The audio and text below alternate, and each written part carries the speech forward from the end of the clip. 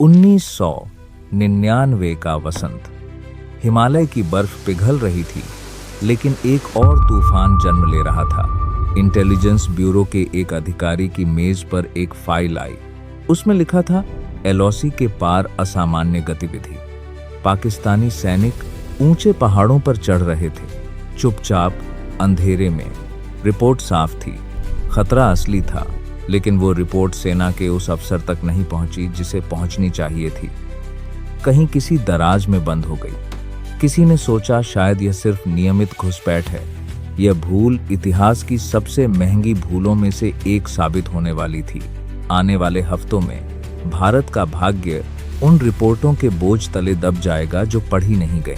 IB की वो report जनवरी 1999 में तैयार हुई थी।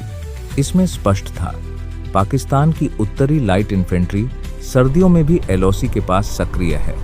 यह असामान्य था, यह खतरनाक था।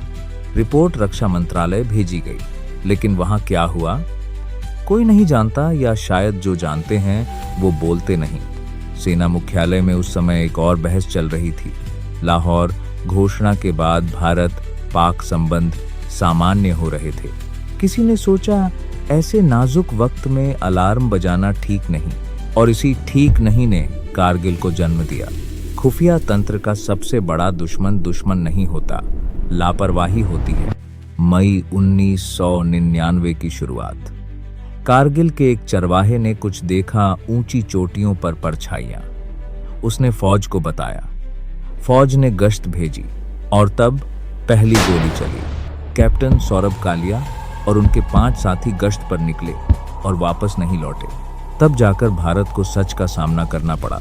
पाकिस्तानी सैनिकों ने 130 से ज्यादा चोटियां कब्जा कर ली थीं। टाइगर हिल, तोलोलिंग पॉइंट, 4875। ये नाम अब भारत के दर्द के पर्याय बनने वाले थे। लेकिन सवाल यही था, तनी बड़ी घुसपैठ बिना किसी को पता चले कैसे हो गई? जवाब उन्हीं बंद फाइलों में था। नई दिल्ली। साउथ ब्लॉक और नॉर्थ ब्लॉक एक दूसरे के सामने खड़े, लेकिन उनके बीच जो खाई थी वो भौगोलिक नहीं, प्रशासनिक थी। आईबी गृह मंत्रालय के अधीन, सैन्य खुफिया रक्षा मंत्रालय के अधीन। दोनों एक दूसरे से शायद ही कभी खुलकर बात करते थे। आईबी की रिपोर्ट सेना की जरूरत के हिसाब से नहीं लिखी गई थी। सेना की जरूरत आईबी की प्राथमिकता में नहीं थी, और इस बीच दुश्मन ने इसी खाई का फायदा उठाया।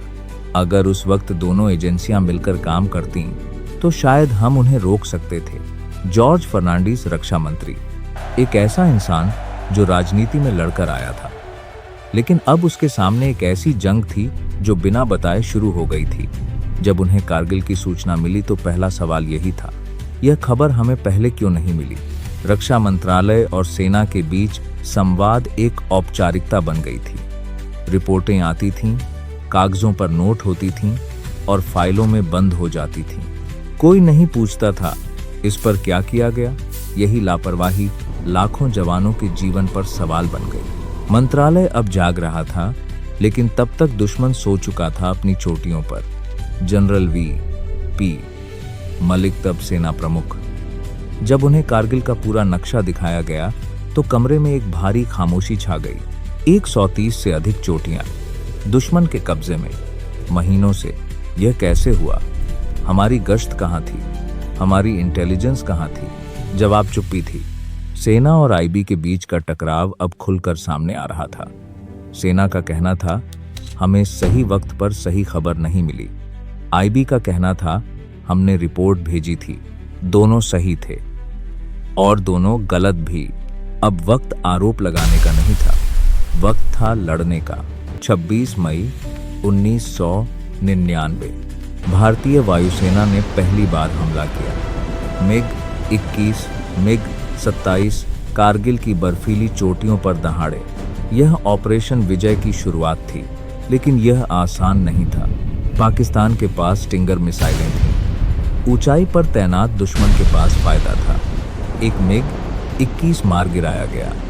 फ्लाइट लेफ्टिनेंट के नचिकेता पकड़े गए। भारत को एहसास हुआ यह युद्ध लंबा होगा और महंगा भी। जो खुफिया रिपोर्ट महीनों पहले पढ़ी जा सकती थी, उसकी कीमत अब जवानों की जानों से चुकाई जा रही थी। आकाश में धुआं था, जमीन पर खून, दुनिया देख रही थी। दो परमाणु शक्तियां आमने सामने, अमेरिका, चीन, ब्रिटेन, सभी की नजरें दक्षिण एशिया पर थीं। वॉशिंगटन में राष्ट्रपति क्लिंटन ने पाकिस्तान के प्रधानमंत्री नवाज शरीफ को फोन किया। संदेश साफ था, एलओसी से पीछे हटो। लेकिन इसके पीछे की असली कहानी वो थी जो कभी सार्वजनिक नहीं हुई। भारत ने अमेरिका को कुछ खुफिया दस्तावेज दिए। इनमें पाकिस्तानी सेना के उस षड्यंत्र का सबूत था जिसे नवाज शरीफ खुद नहीं जानते थे या जानते हुए भी अनजान बने थे। भारत ने उस वक्त जो कूटनीतिक चाल चली वो युद्ध भूमि जितनी ही अहम थी। 13 जून 1999, तोलोलिंग एक नाम जो हर भारतीय सैनिक की जुबान पर था। समुद्र तल से 4590 मीटर की ऊंचाई, बर्फ, पत्थर और दुश्मन की मशीन गनें। 18 ग्रेनेडियर्स ने जो किया वो इतिहास में दर्ज हो गया। टाइगर हिल सिर्फ एक पहाड़ी नहीं थी, वो मनोबल था, वो प्रतीक था। रात के अंधेरे में सीधी खड़ी चट्टानों पर रस्सियों के सहारे चढ़ते हुए भारतीय जवान जानते थे कि नीचे गिरना मतलब मौत और ऊपर दुश्मन की मशीन गनें इंतजार कर रही हैं। ऊंचाई लगभग 16,700 फीट, ऑक्सीजन कम, तापमान 0 से नीचे, लेकिन हौसला उससे भी ऊंचा। सुबह जब बर्फीली हवा के बीच तिरंगा लहराया तो वो सिर्फ एक सैन्य जीत नहीं थी, वो एक संदेश